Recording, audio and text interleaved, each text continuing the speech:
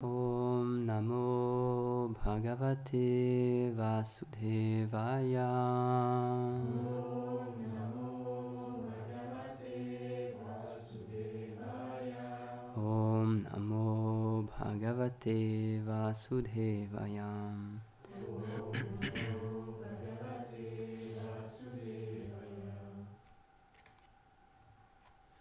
Shri Bhagavan Uvacha Maya Shakta Manapartam Yogam Yujan Mad Asrayam Asham Sayam Samagramam Yata Gyasya Sita Churu. Traduction. Le Seigneur dit: Ô fils de Pritha, écoute comment, en pratiquant le service de dévotion, le Bhakti Yoga, en étant libre de tout doute, le mental fixé, et en prenant refuge exclusif en moi, tu viendras à me connaître pleinement. Commentaire. Dans ce verset, le Seigneur révèle comment une personne peut le connaître. Ceci est possible en accomplissant le service de dévotion. Nul autre procédé ne permet de le réaliser pleinement. Les autres voies donnent de réaliser ces autres aspects partiels, où il se révèle en tant que Brahman, son aspect impersonnel, énergétique, qui provient de la radiance du corps transcendantal du Seigneur, et Paramatma, son aspect de l'âme suprême localisé dans le cœur de tous les êtres. Krishna est donc la forme originelle du Seigneur, son aspect le plus complet, l'origine de tous ces autres aspects. Om Gyanati Mirandasya Gyanam Jala Shalakaya Chakshurun Militam Yena Tasmai Shri Gurave Namaha. Namaum Vishnu Padaya Krishna Prashtaya Bhutale Srimate Bhaktivedanta Swamini Iti Namine Namaste Sarasvati Deve Gauravani Pracharine Nirvishesha Shunyavadi Paschatya Deshatarine. Donc, dans ce verset de la Bhagavad Gita, c'est difficile de faire plus clair que ça, rien que déjà dans le sanskrit. Donc le verset, il commence par Shri Bhagavan Uvacha. Et donc, si on traduit rien que ça, donc en français on a traduit par le Seigneur dit. Donc Uvacha, ça veut dire parle, il a parlé. Mais donc, pour rappel, la Bhagavad Gita, c'est un discours entre deux personnes, entre Krishna et Arjuna. Mais il n'y a pas marqué Shri Krishna Uvacha, il y a marqué Shri Bhagavan Uvacha. Pourquoi ? Parce que Bhagavan, par définition, ça s'adresse à Dieu, au Seigneur suprême. Bhagavan, ça veut dire celui qui possède les 6 opulences et toutes les opulences pleinement, à la plénitude, parfaitement. Et pourquoi ce choix a été fait ? C'est vraiment pour nous faire comprendre que la Bhagavad Gita, c'est pas quelque chose d'ordinaire, c'est vraiment un discours entre Dieu et Arjuna. Parce que c'est quelque chose que je répète souvent, mais il faut vraiment bien comprendre ça pour comprendre la Bhagavad Gita d'un bon point de vue. C'est que c'est pas un écrit ordinaire, c'est pas un écrit historique, c'est pas juste un écrit historique. La guerre de Kurukshetra s'est réellement passée, là on n'a pas de doute là-dessus, mais les personnes qui étaient dans cette guerre, et Krishna, Shri Bhagavan, c'est pas des personnes ordinaires, c'est vraiment Dieu qui était présent directement. Et c'est difficile à accepter, c'est pourquoi la majorité des commentaires de la Bhagavad Gita, maintenant, ils éludent ce côté-là. Et pour eux, c'est juste un discours philosophique qui est très intéressant, dont on peut tirer beaucoup de choses, mais entre deux personnes, tout simplement. Et c'est dommage, parce que le but de la Bhagavad Gita, justement, c'est ça.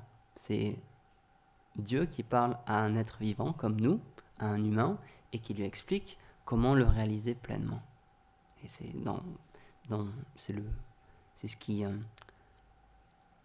c'est le but de la Bhagavad Gita en entier, donc c'est répété à plusieurs moments, mais du coup, rien que le début de ce chapitre-là, c'est le Seigneur directement qui explique à Arjuna comment faire pour le réaliser.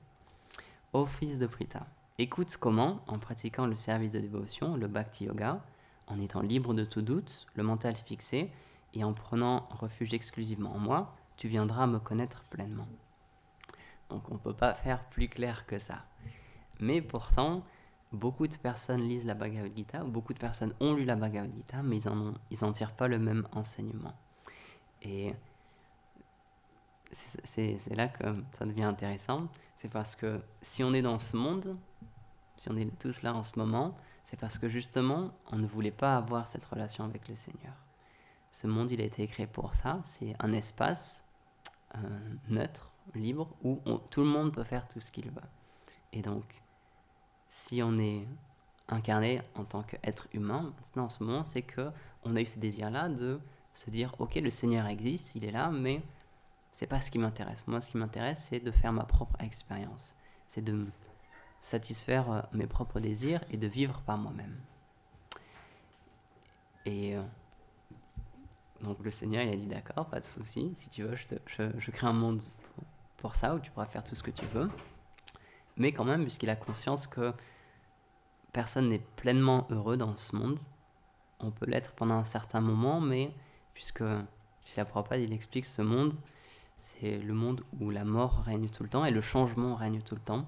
Donc il y a tout le temps, les choses, rien n'est jamais fixe. On peut avoir un travail un moment et puis au bout d'un moment il va disparaître.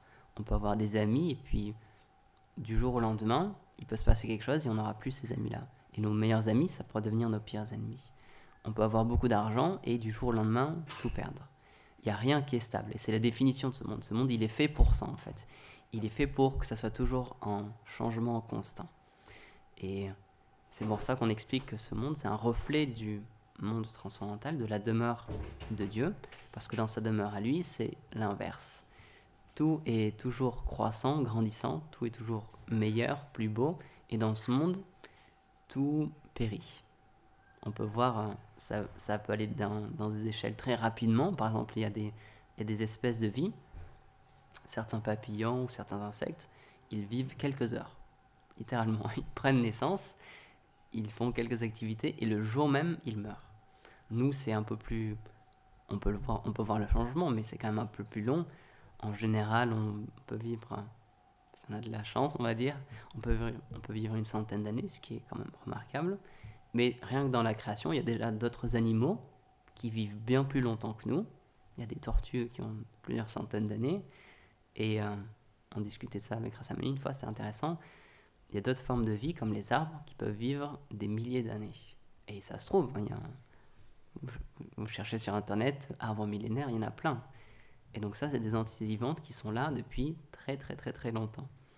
Et donc, mais le point commun de toutes ces formes-là de vie, c'est qu'à un moment donné, on va devoir mourir. Et on va devoir quitter le corps qu'on occupe en ce moment. Donc, que l'âme, elle soit, puisqu'on est une âme spirituelle, donc que l'âme, elle soit dans un corps d'insecte, un corps d'humain, comme nous en ce moment, ou dans une plante, un arbre, peu importe. Le point commun dans ce monde, c'est qu'on va devoir quitter cette position. Donc, tout est temporaire. Même notre vie en tant qu'être humain, elle est temporaire. Personne ne veut mourir, mais on va tous devoir y passer.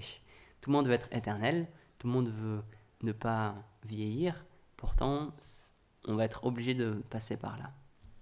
Donc c'est pour ça que ce monde, le monde matériel, c'est un reflet du monde spirituel. Parce que dans le monde spirituel, la mort, ça n'existe pas.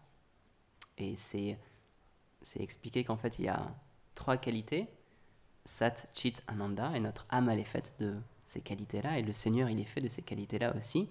Donc Sat, c'est l'éternité, Chit, c'est la connaissance, et Ananda, c'est la félicité. Et dans ce monde matériel, ces 3 qualités, qui viennent du monde de Dieu, elles se transforment. Donc Sat, ça devient Asat, ça devient la mort en fait. Tout le monde est voué à mourir, toutes les choses, elles se fanent, elles meurent. Chit, la connaissance, ça devient l'ignorance. Et Ananda, la félicité, ça devient ça se transforme, ça apparaît sous une petite forme temporaire, mais il y a l'inverse, la douleur et la souffrance qui existent. Alors que dans le monde spirituel, ces choses-là, elles n'existent pas. Donc c'est pour ça que ça ressemble beaucoup. Pour ça, dans les Védas, c'est expliqué, c'est comme un reflet. Donc un reflet, ça ressemble vraiment à l'image qui est réfléchie. Si vous allez au bord d'un lac et que le lac est très calme, et par exemple il y a des arbres au bord d'un lac, il y a des photos qui sont prises comme ça, c'est très intéressant parfois. J'ai déjà vu des photographes qui prennent des photos donc, avec un lac bien calme, donc il y a des arbres, une montagne, etc. Et parfois même s'ils prennent l'image à l'envers, donc en fait on a le reflet au-dessus, bah, c'est extrêmement difficile de voir la différence. Parce que c'est fait pour ressembler, pour ça on dit ça ressemble comme deux gouttes d'eau. C'est exactement pareil. Mais à quelques quand même détails près. Et donc le monde matériel, c'est ça en fait. Il y a beaucoup de choses qui y ressemblent et c'est pour ça que on peut comprendre cet enseignement qui nous est donné dans les textes sacrés, dans les Védas. Et c'est pour ça qu'il y a des exemples matériellement qui sont pris, parce que ça peut nous permettre de comprendre à un certain niveau, de commencer à comprendre la transcendance. Et même si c'est juste des concepts, par exemple l'éternité, on peut tous comprendre le concept de l'éternité. Mais on ne peut pas le réaliser pleinement, parce que tout ce qu'on a connu, ça a un début et une fin. Donc intellectuellement, on peut se dire, ok, c'est quelque chose qui est éternel, c'est quelque chose qui n'a pas de début et qui n'a pas de fin. Mais tout ce qu'on a vu dans ce monde, tout ce qu'on a fait, tout ce qu'on a expérimenté, ça a eu un début et une fin. Donc on est limité par notre conscience en fait, on est limité par l'essence qu'on a en ce moment, par notre intelligence. On peut un petit peu appréhender ces sujets-là, Dieu, l'éternité, etc., mais on ne peut pas les réaliser pleinement. Et c'est pour ça que c'est expliqué dans la Bhagavad Gita, c'est le Seigneur lui-même, c'est Dieu lui-même qui nous donne l'intelligence pour qu'on puisse comprendre ces sujets-là. Et pour qu'ensuite, on puisse les réaliser dans notre cœur. Et c'est ce qu'on appelle en sanskrit gyana, la connaissance. Donc on peut acquérir la connaissance à travers l'étude, en lisant des textes, etc. Mais c'est pas ça qui va nous permettre d'atteindre la transcendance. Et heureusement d'ailleurs, parce que si on devait être des grands érudits, connaître la Bhagavad Gita par cœur, lire le sanskrit parfaitement pour progresser spirituellement, ça ne s'adresserait pas à beaucoup de personnes, ce serait très difficile. Donc c'est pour ça que la connaissance, celle qui nous intéresse réellement, nous en tant que dévots, en tant que Vaishnav, c'est transformer la connaissance, donc Gyan, et la transformer en Vigyan. Donc c'est deux choses différentes. Gyan, c'est la connaissance, et Vigyan, c'est la connaissance qui est appliquée dans la vie quotidienne de tous les jours. On écoutait une classe de Srila Prabhupada récemment où il expliquait ça. Il dit beaucoup de personnes ils s'intéressent au Gyan, à la connaissance. Beaucoup de personnes lisent la Bhagavad Gita. Beaucoup de personnes connaissent la Bhagavad Gita par cœur et peuvent en faire des commentaires, faire des conférences, etc. Mais ils n'ont pas réalisé le sens profond et ils ne l'appliquent pas dans leur vie.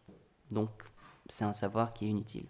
Lorsqu'ils vont mourir, ce savoir il va disparaître avec eux. Et ça ne va pas leur permettre de progresser spirituellement.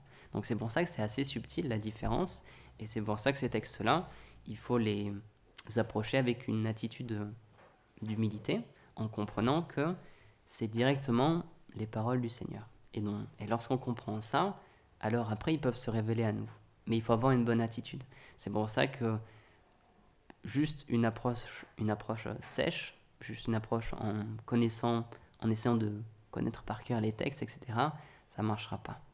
Et Krishna il le dit lui-même dans la Bhagavad Gita, ce qu'il faut faire, c'est qu'il faut que tu approches un maître spirituel authentique, réalisé, qui m'a vu, qui a déjà vu la vérité, qui a compris le sens profond de ces écritures-là, et alors lui, il pourra te guider et il pourra t'expliquer. On ne nous demande pas d'aller voir un grand scolaire, un homme qui connaît tous les textes par cœur.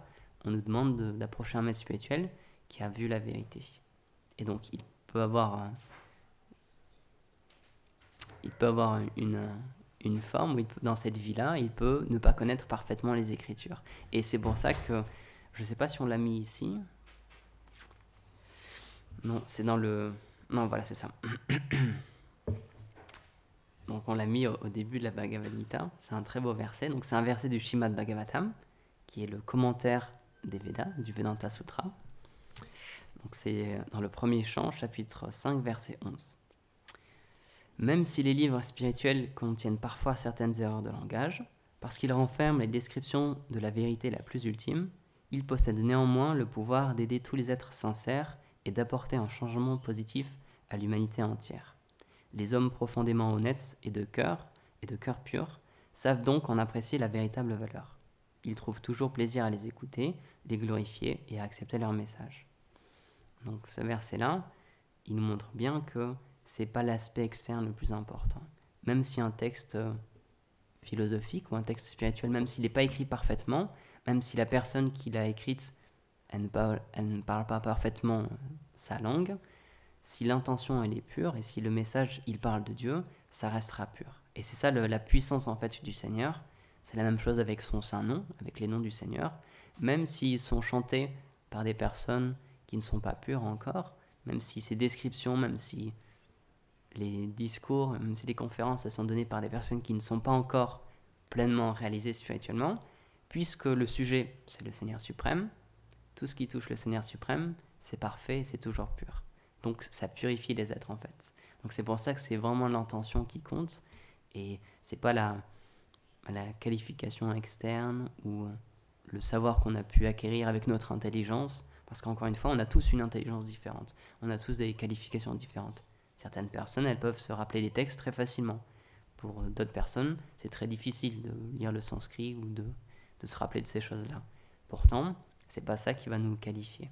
Encore une fois, heureusement. Mais c'est pour ça que dans notre filiation spirituelle, on a les deux exemples. On a des très grands acharyas, des personnes qui ont écrit beaucoup de textes. On a Bhaktivinoda Thakur, qui a écrit des dizaines et des dizaines de livres, qui était un grand érudit. Son fils, Srila Bhaktisiddhanta Prabhupada aussi, pareil, il a écrit beaucoup de choses. C'était un grand astrologue, il était renommé, etc.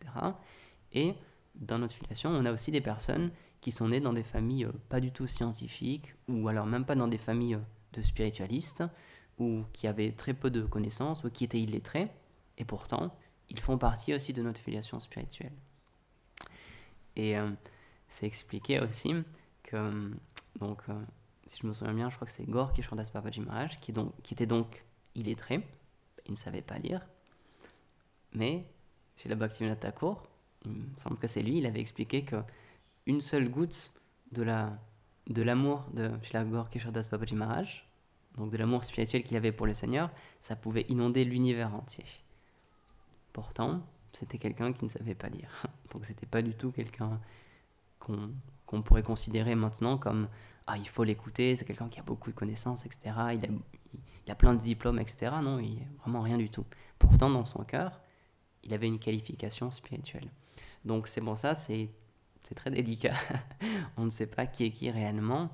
Et on en revient toujours à la même chose, c'est le principe de l'humilité. Lorsqu'on voit un sage, ou lorsqu'on voit une personne qui s'efforce de prêcher la voie de la réalisation, lorsqu'il s'efforce de répéter ce qu'il a entendu de ses maîtres spirituels, lorsqu'il fait ce service-là, il faut considérer que c'est quelqu'un qui est cher au Seigneur.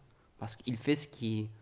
Krishna l'explique dans la Bhagavad Gita, encore une fois, il dit « Il n'y a personne qui m'est plus cher que celui qui partage ce message de la Bhagavad Gita et des enseignements spirituels. » Donc même si quelqu'un il est peu qualifié, s'il fait ce service-là, d'essayer de partager ce message spirituel, on doit le considérer comme un grand dévot. On peut pas le juger sur d'autres critères que ça. Parce que de toute façon, en plus, on n'est pas omniscient, on n'est pas omnipotent, on n'est pas Dieu, donc on ne peut pas lire le cœur des autres personnes, c'est impossible. On ne sait pas ce qui est dans leur cœur, on ne sait pas quelle est leur relation avec le Seigneur, donc c'est juste le Seigneur qui peut voir ça, qui peut juger les autres personnes. Donc c'est un enseignement qui est commun dans beaucoup de traditions et beaucoup de philosophies, et nous aussi on l'a. On a déjà assez de problèmes avec nous-mêmes, donc ça ne sert à rien de juger les autres. Gurudev, c'est un exemple qu'il reprend souvent. Jésus, c'est ce qu'il disait. Tu parles du brin de paille qu'il y a dans l'œil d'un autre, mais tu vois pas la poutre qui est dans ton propre œil. Ouais. C'est le même principe, c'est vrai, c'est les mêmes enseignements. C'est pourquoi est-ce qu'on irait juger d'autres personnes sur leur avancement spirituel, est-ce qu'ils font les choses bien ou pas, tant que nous, on n'a pas atteint déjà une bonne plateforme. Pourquoi on perdrait notre temps à essayer de régler les problèmes des autres personnes alors qu'on a déjà tellement de problèmes en nous. Et donc, ça c'est une première étape lorsqu'on est un jeune spiritualiste, on peut dire.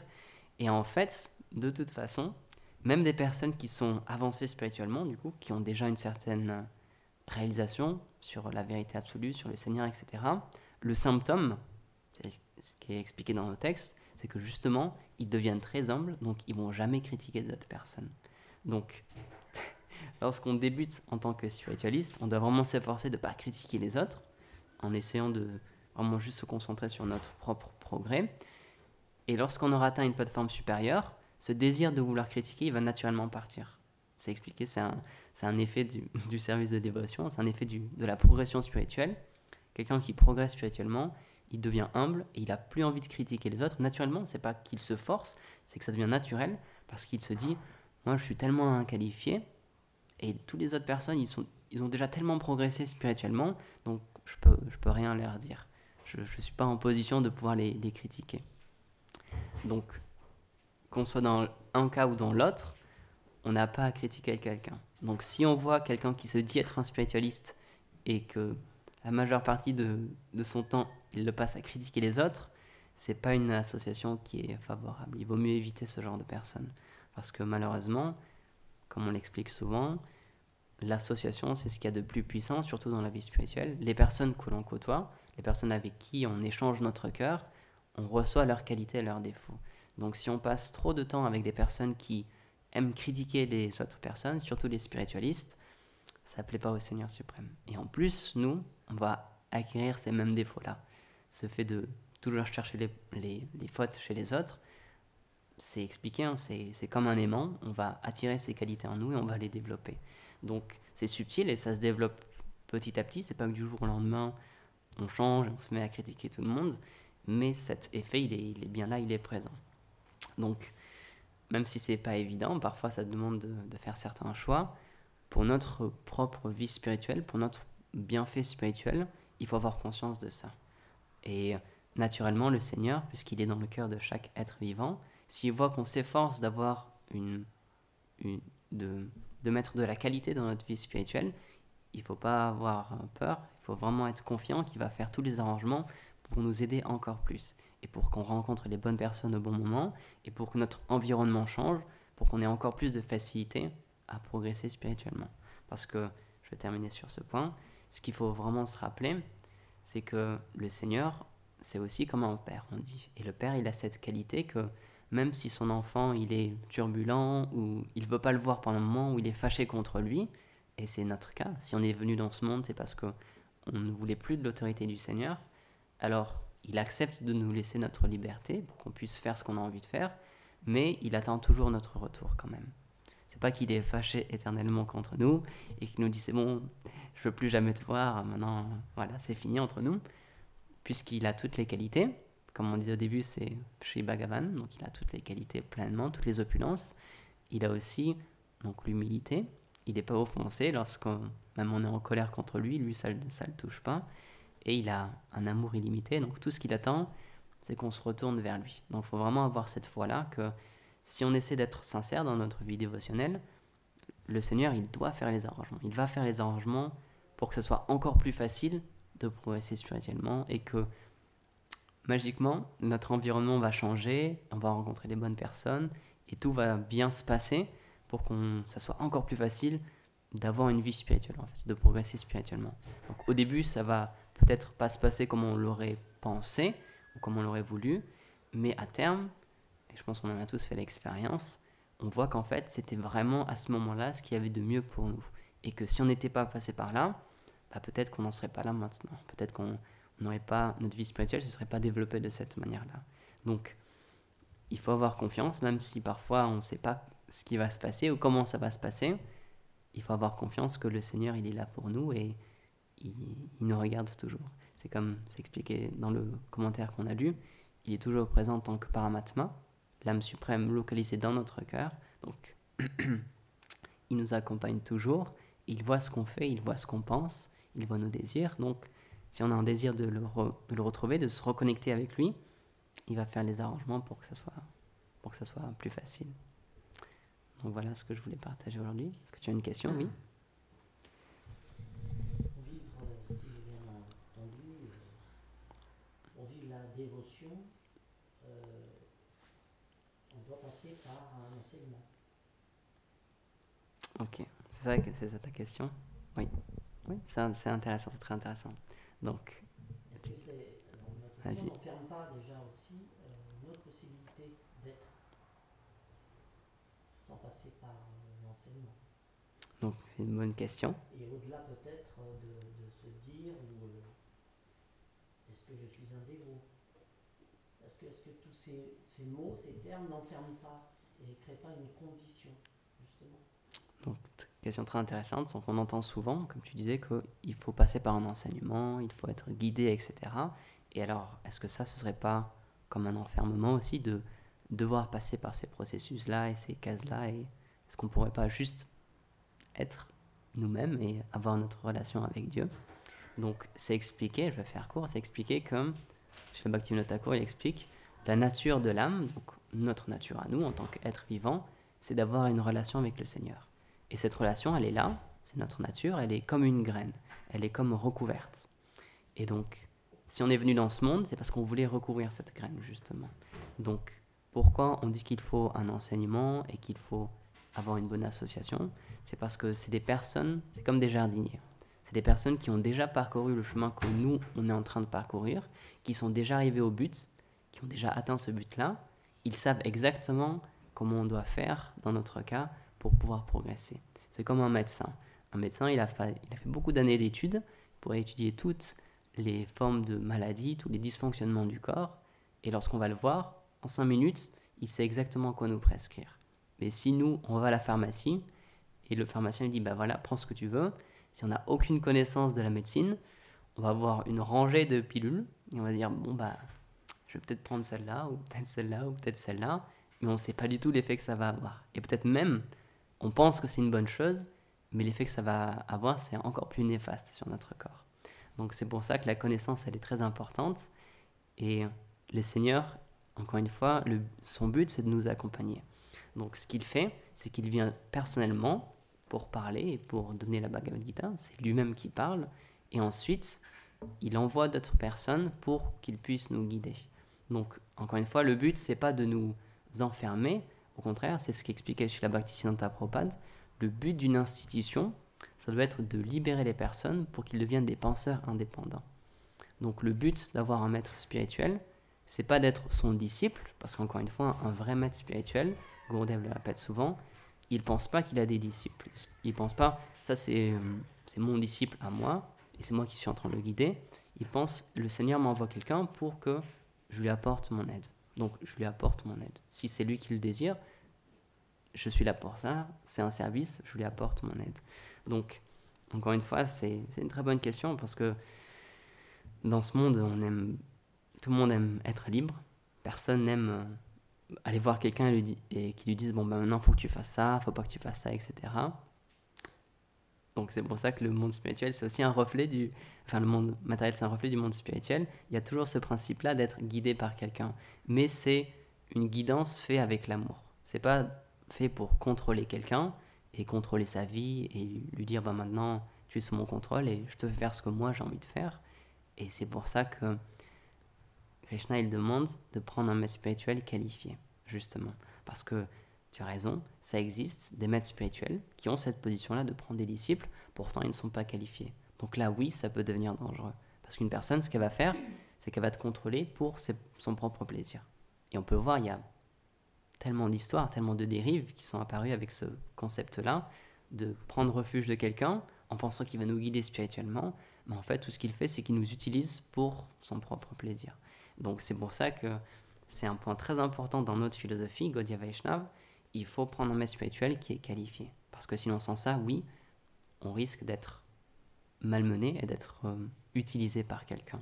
Mais si on prend refuge d'un maître spirituel qualifié, qui a déjà sa relation avec le Seigneur, il n'a plus aucun désir. Lui, ce qui l'intéresse, c'est juste d'avoir sa relation avec le Seigneur et d'aider d'autres personnes à goûter la même chose. Donc, il ne sera pas là pour nous utiliser, et ça se reconnaît, ce genre de personnes quand même, en général.